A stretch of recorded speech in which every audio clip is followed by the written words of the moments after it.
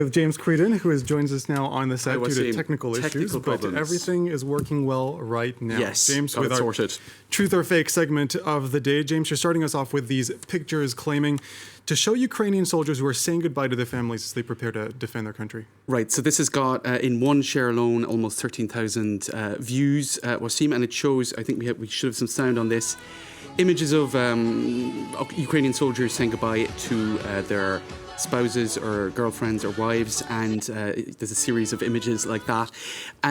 They are actually Ukrainian soldiers, but if you do a reverse image search on a screen grab from that video, it'll actually take you back to a share in 2018, October 2018. This was actually a film by two Ukrainian filmmakers, The War of the Chimeras, and it does indeed involve war, it does indeed involve Ukrainian soldiers, but it's not now, and it's not dealing with the current conflict with Russia. Yeah, no doubt similar scenes are playing out, but those are not actual reality. Next up, images of a young girl confronting a soldiers have been doing the rounds online. Does this have to do with... Okay, very much a similar genre of fake news here. This scene did happen. It goes back, in fact, to 2012, and it shows a girl confronting a soldier.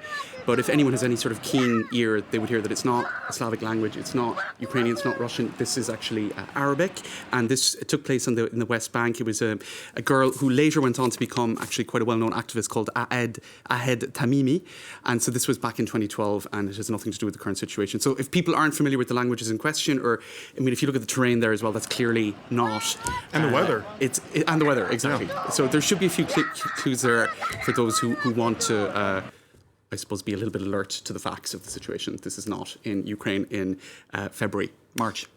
Yeah. Next up, you've got a scene that actually did take place, but a bit of a misunderstanding. That's right. We were looking at this actually last week in the segment as well. This was a scene that got an awful lot of traction. It showed a tank in Kiev, and it's now been triangulated with various images of this particular scene that went up on social media by our observers team. So we have a lot of information about what happened here since last week, and it showed a tank crushing a car, and the man who was in that car sort of miraculously survived, and it was presumed at the time that this was a Russian tank, and that Russian tanks were now in Kiev. So the fact that was misinterpreted, that the details of that scene were actually quite grave, because it meant that the Russian offensive was actually considerably more advanced than it was.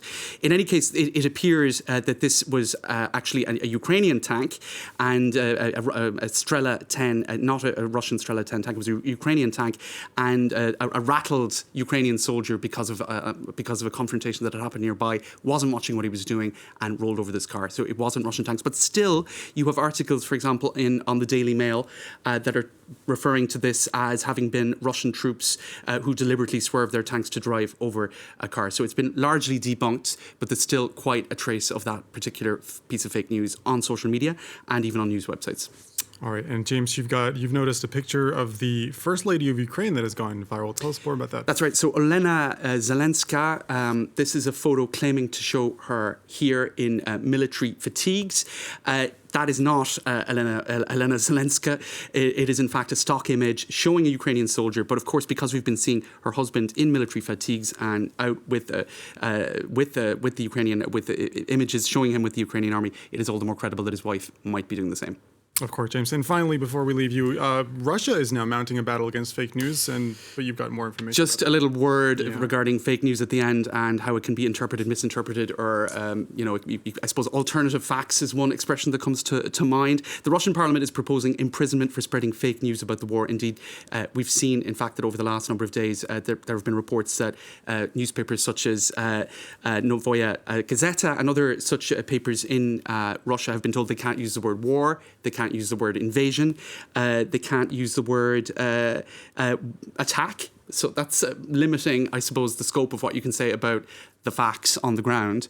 And certainly that war on fake news, I suppose, is very much open to interpretation in terms of what is real and what is fake. Yeah, sticking to that initial rhetoric of a special operation to protect the people of Donbass. That was the story a week ago, but obviously we've moved on a lot from there.